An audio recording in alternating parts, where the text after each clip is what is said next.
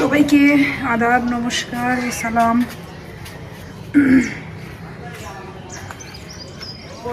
আমরা মা ছেড়ে চলে আসছি ছাদে রোদ পোহাতে। বাজে হচ্ছে 9:30 বা 9:45 হয়তো। ছেলেরা তো রোদ লাগাইতেই পারি না, তার সকালে ঘুমিয়েই ছাড়ে না। প্রতিদিন 10টার দিকে ঘুম থেকে উঠে তো বসে থাকি রোদ লাগানোর জন্য, কিন্তু সে তো আর উঠে না, রোদও লাগাইতে পারি না।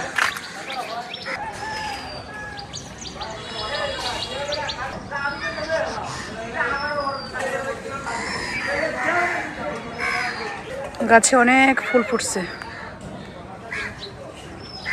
এটা হচ্ছে মামাদের গাছ, ওই বাসার মামার গাছ। মামা এবং আমার স্যার প্রাইমারি স্কুলের। কিছুক্ষণ পর মামি আসবেন, ফুল নিয়ে যাবেন, প্রতিদিনই নেন। তো সকালে ঘুম থেকে উঠে রান্নাবান্না করলাম, রান্নাবান্না করে শেষ করে ছাদে আসলাম। আজকে একটু সকাল সকালে উঠে গেছি, অন্যদিন একটু লেট করে উঠি। সকাল সকাল না উঠলে কাজের কোনো ইয়ে পাওয়া যায় না, শেষ করা যায় না কাজ, তাড়াহুড়া থাকে। সিদ্ধার্থ উঠে যায়, তাকে সময় দিতে হয়, সিদ্ধার্থ কাপড় চোপড় সব ধুতে হয়, মানে সব কিছু মিলিয়ে একটা তাড়াহুড়া লাগে। সিদ্ধার্থের বাবাও চলে যায় অফিসে, তো আজকে বাবা তাড়াতাড়ি উঠে যাই।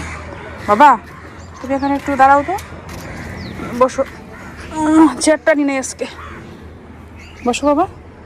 সিদ্ধার্থ এই যে বাবা বসছে, তাকে রোদ লাগানোর জন্য নিয়ে আসছি। আসো খুলে আসো, তুমি বসে থাকতে পারবো না তুমি।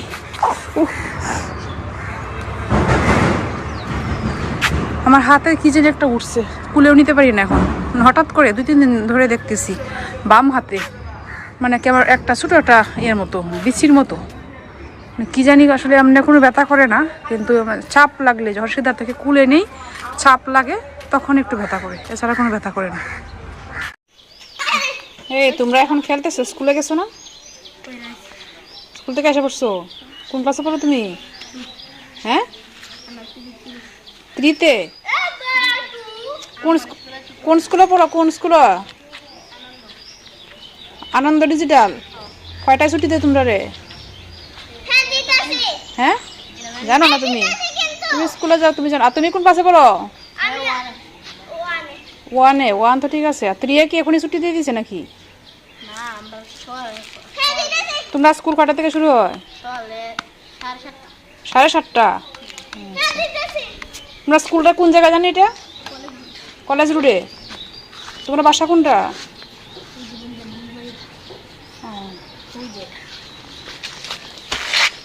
ওই যে বাড়িটা বুঝছি। তোমার আম্মু কি করে নাকি? তোমার আম্মু কি করে? তোমার আম্মুর তো চিনি। তোমার আম্মুর নাম জানি কি? মাজেদা ডাক্তার। চিনি। কোন স্কুলে জানি তোমার আম্মু? স্কুলের নাম কি জানো? লক্ষ্মীপুর। আচ্ছা, আর তোমার আম্মুরে চিনি, স্কুলটা মনে নাই।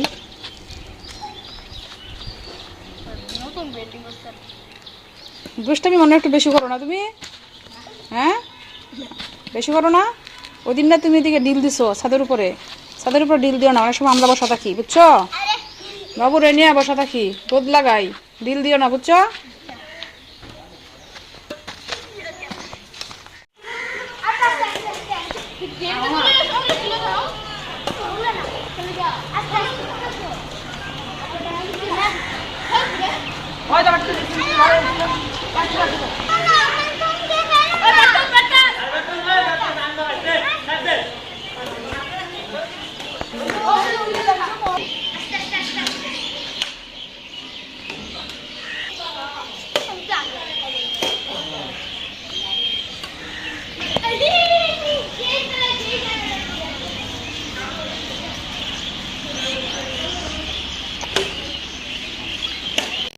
হাঁসের ডিম বের করছি ভুনা করার জন্য।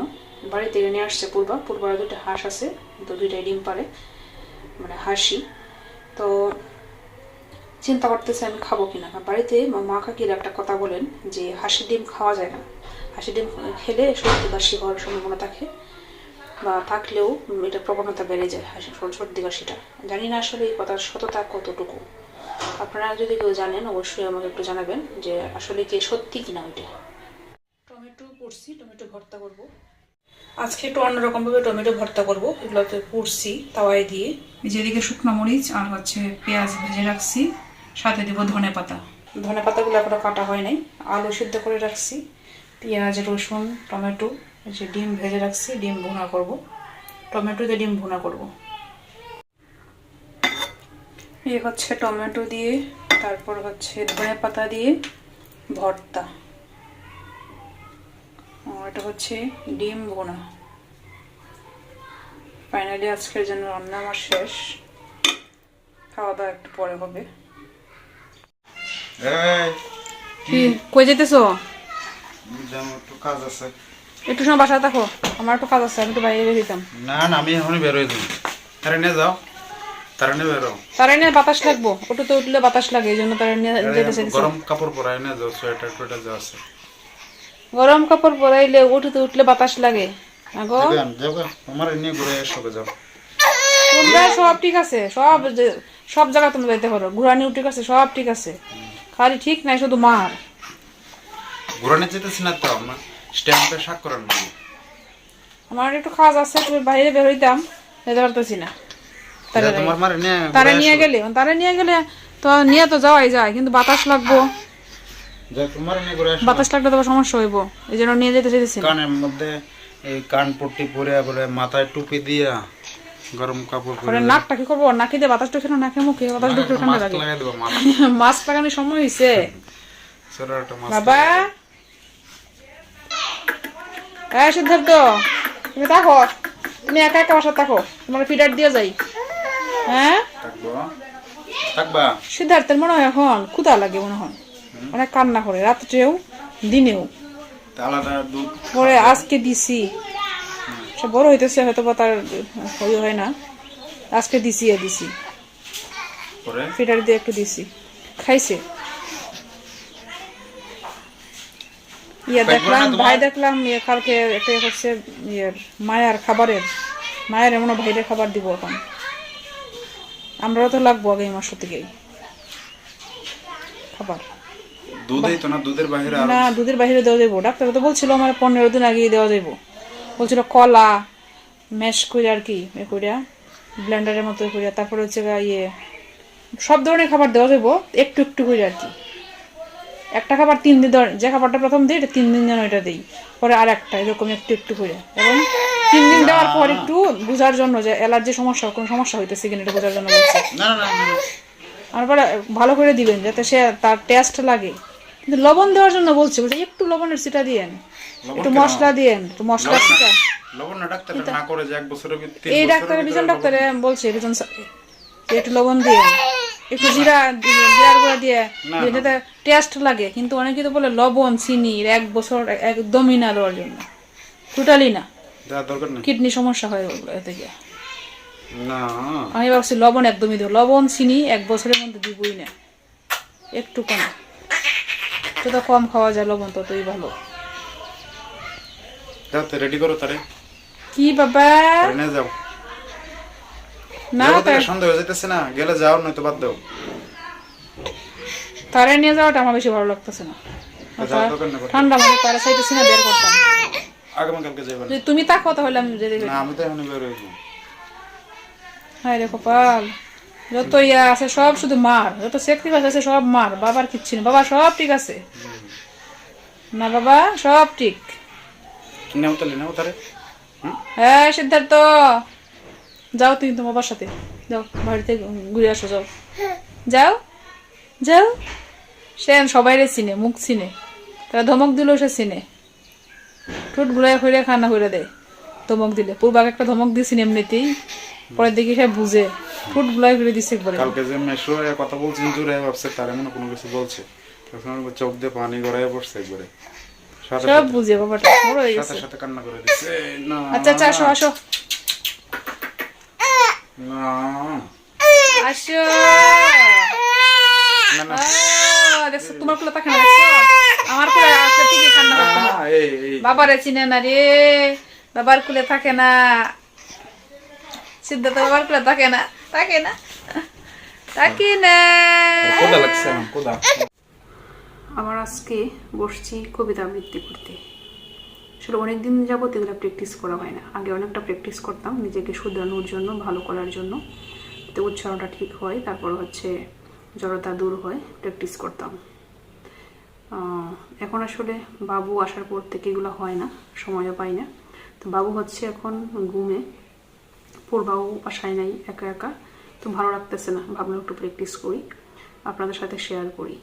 শেয়ার করলে একটা সুবিধা হবে, আমার যে ভুলগুলো আছে এগুলো আপনারা আমাকে মানে সংশোধনের একটা সুযোগ হবে, আপনারা কমেন্টস করবেন, তো ভুলগুলো আমি বুঝতে পারবো। তো একদম কি বলবো, ন্যাচারাল একটা ভিডিও করতেছি, আপনাদের শেয়ার করব। এখানে আসলে কোনো এডিট কিছু হবে না, মাইক্রোফোনও নাই আমার কাছে, এমনিতে আসলে মানে করতেছি, ভিডিও করতেছি, এটাই শেয়ার করবো আপনাদের সাথে। তো আবৃত্তি করব হচ্ছে নির্মলেন্দু গুণের একটি কবিতা, ছোট্ট কবিতা, কারণ এমন হইতে পারে কবিতা আবৃত্তির মাঝখানে বাবু উঠে যেতে পারে, এই জন্য ছোট একটা কবিতা আমি সিলেক্ট করছি। নির্মলেন্দু গুণের কবিতা, আমি বলছি না ভালোবাসতেই হবে, আমি বলছি না ভালোবাসতেই হবে, আমি চাই কেউ একজন আমার জন্য অপেক্ষা করুক, শুধু ঘরের ভেতর থেকে দরজা খুলে দেওয়ার জন্য। বাইরে থেকে দরজা খুলতে খুলতে আমি এখন ক্লান্ত। আমি বলছি না ভালোবাসতেই হবে, আমি চাই কেউ আমাকে খেতে দিক, আমি হাত পাকা নিয়ে কাউকে আমার পাশে বসে থাকতে বলছি না।